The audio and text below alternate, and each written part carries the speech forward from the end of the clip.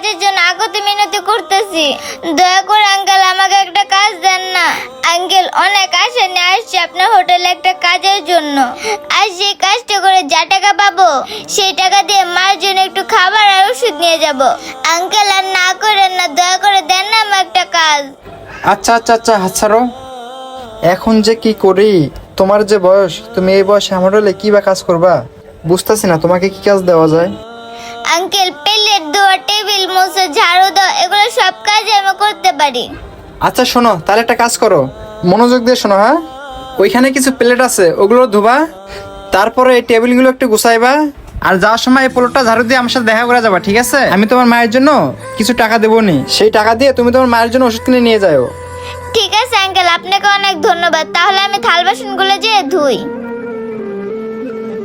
মেয়েটাকে যে কাজের কথা বললাম, মেয়েটা কি কাজ করতে পারবে? সুন্দর করে প্লেটগুলো ধুইতে হবে যাতে আঙ্কেলের পছন্দ হয়।